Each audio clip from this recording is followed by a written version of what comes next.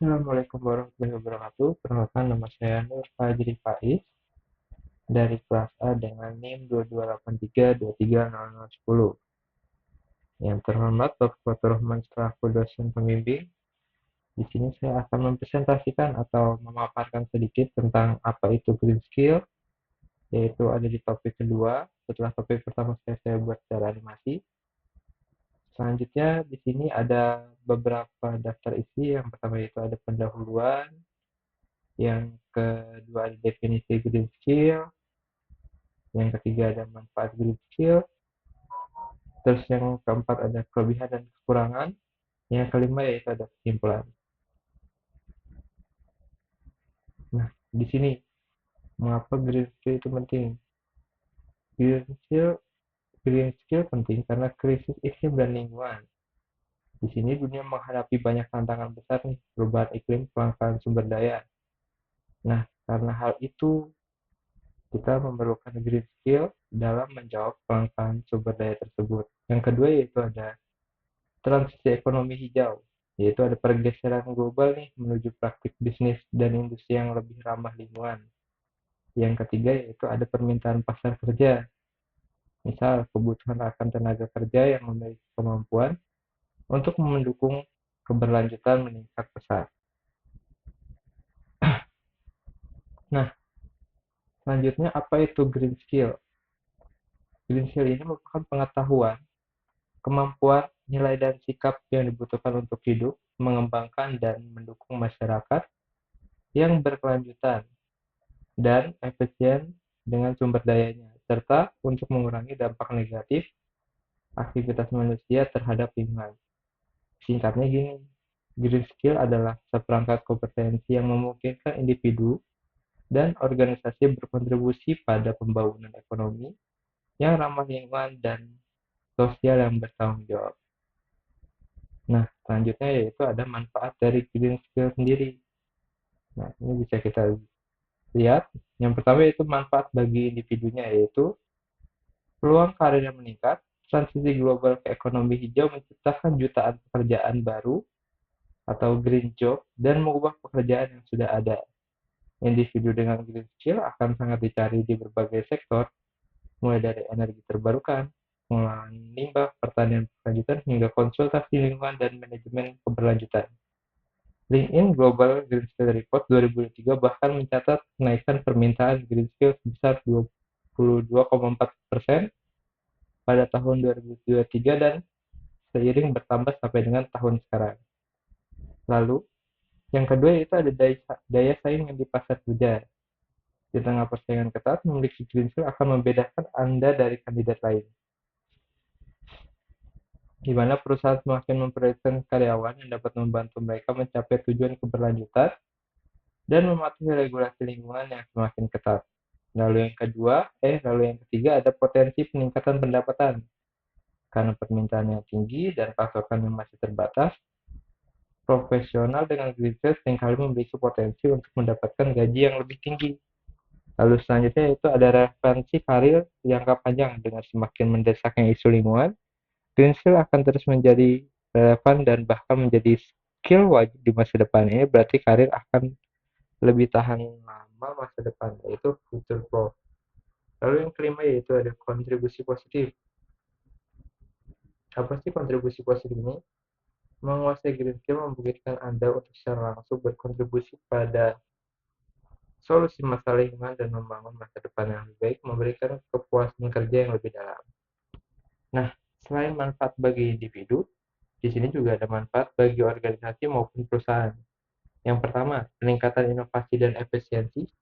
Karyawan dengan green skill dapat membantu perusahaan mengidentifikasi dan mengimplementasikan proses produk dan teknologi yang lebih efisien dalam penggunaan sumber daya, misalnya energi, air, ataupun bahan baku, mengurangi limbah dan mengoptimalkan operasi. Hal ini berujung pada penghematan biaya dan peningkatan inovasi. Peningkatan reputasi dan citra merek. Perusahaan yang berkomitmen pada keberlanjutan dan memiliki tenaga kerja dengan green skill cenderung memiliki citra yang lebih positif di mata konsumen, investor, dan masyarakat. Ini dapat meningkatkan loyalitas pelanggan dan menarik talenta terbaik. Lalu yang ketiga yaitu ada kepatuhan terhadap regulasi dengan green skill. Perusahaan lebih mudah beradaptasi dan mematuhi peraturan lingkungan yang semakin ketat menghindari denda dan sanksi. Lalu yang keempat yaitu ada akses ke peluang bisnis baru. Ekonomi hijau membuka pasar dan peluang bisnis baru, misalnya pengembangan produk ramah lingkungan, jasa konsultasi keberlanjutan, tenaga kerja yang terampil dalam green skill adalah kunci untuk menangkap peluang ini. Nah, berikut merupakan manfaat dari green skill sendiri. Selanjutnya yaitu ada kekurangan dan kelebihan dari green skill sendiri. Pertama kita lihat dari kelebihannya dulu. Yang pertama, peluang karir yang luas dan berkembang. Uraian gimana sih? Uraian permintaan pasar meningkat. Transisi menuju ekonomi hijau mendorong permintaan besar akan tenaga kerja yang memiliki kemampuan mengolah sumber daya secara efisien dan mengurangi dampak lingkungan. Laporan seperti LinkedIn Global Green Skill Report 2003 menunjukkan peningkatan signifikan dalam permintaan green skill. Lalu selanjutnya yang telah dipaparkan sebelumnya, pekerjaan tahan masa depan atau future proof. Isu keberlanjutan adalah masalah jangka panjang membuat green skill akan terus relevan dan bahkan menjadi wajib di berbagai profesi. Lalu selanjutnya yaitu ada potensi peningkatan pendapatan. Karena permintaan yang tinggi dan penawaran yang masih terbatas, individu green skill seringkali berpotensi mendapatkan kompensasi yang lebih tinggi. Nah, setelah melihat kelebihannya, ada juga nih kekurangan dari green skill. Yang pertama yaitu biaya awal investasi yang sangat tinggi, di mana pelatihan dan mengembangkan green skill ini seringkali membutuhkan investasi awal yang besar untuk pelatihan khusus spesialisasi atau program sertifikasi, baik bagi individu maupun perusahaan. Lalu selanjutnya yaitu ada teknologi dan infrastruktur. Nah, infrastruktur. Adopsi teknologi hijau yang terkait dengan green skill, misalnya energi terbarukan seringkali memerlukan biaya investasi awal yang signifikan untuk infrastruktur dan peralatan baru. Nah, berikut merupakan kekurangan dan kelebihan dari green skill sendiri. Nah, selanjutnya yaitu ada conclusion atau kesimpulan. Nah, green skill ini bukan lagi sekedar tren, melainkan fondasi esensial untuk menghadapi tantangan lingkungan global dan mewujudkan ekonomi yang berkelanjutan seperti yang telah dibahas sebelumnya.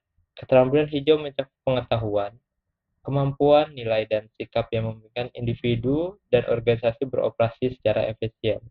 Sumber daya yang bertanggung jawab terhadap lingkungan, meskipun terdapat tantangan seperti investasi awal yang tinggi dalam pelatihan dan kesenjangan keterampilan yang perlu diatasi, manfaat jangka panjangnya jauh melampaui kekurangan tersebut. Bagi individu, penguasaan green skill membuka peluang karir yang baru, yang luas, meningkatkan daya saing, dan menawarkan pekerjaan yang future-proof dengan potensi pendapatan lebih baik. Bagi perusahaan, green skill mendorong inovasi, efisiensi operasional, peningkatan reputasi, dan akses ke pasar baru yang pada akhirnya berujung pada pertumbuhan bisnis yang lebih tangguh dan berkelanjutan.